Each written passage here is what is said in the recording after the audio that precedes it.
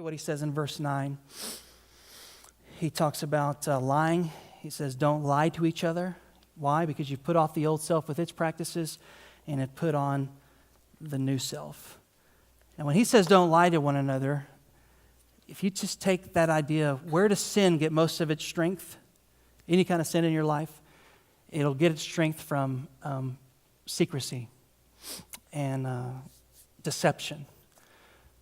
Your sin will grow as you hide it, lie about it, excuse it, cover it up.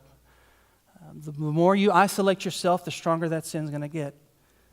If you've ever, what's a good example? Take any kind of addiction, but pornography addiction is very common in men, statistically.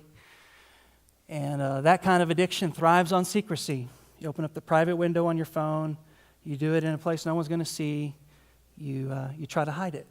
And the longer you hide it, the more you hide it, the more power that addiction has.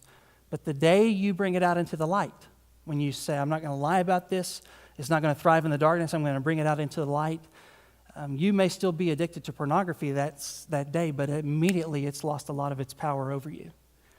Why? Because you brought it into the light. So I'm not going to lie about this anymore. I'm not going to conceal this. That's what's true with anything. Take anger. I'm feeling angry. You got anger in your marriage, instead of being secretive about it, instead of holding it in, instead of keeping it in the darkness and having imaginary conversations, the ones where you always win and they always lose, bring it into the light. I was feeling angry today. It loses its power. So when you stop making it a secret, it loses its grip on you. You starve it out. You starve out sin in your life by bringing it into the light. It's that way with everything on the list. Passion, evil desire, feeling more consumed with your work than you are your most important relationships, bring it out into the light. Just tell somebody. Maybe it's not your spouse, maybe it's somebody you trust, but when you tell somebody, it loses its power. So how do you kill it? You wake up to the fact that it's happening, pay attention, you take it to the cross, and then you starve it out. And the last thing, and we're not going to talk about it this week, but the last thing is to replace it with something new. And that's what we're going to talk about for the next couple of weeks. But just real quickly, if you look in verse 10, he says that your new self is being renewed in knowledge after the image of its creator, which means you don't become perfect overnight. You don't become an amazing man of God or an amazing woman of God the day after you become a Christian. There has to be a renewing. It's a process.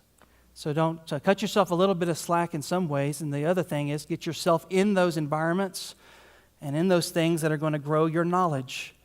And knowledge isn't, in this text, it's not talking about academic knowledge, learn more theology. He's saying come to a deeper knowledge of who you are in Christ.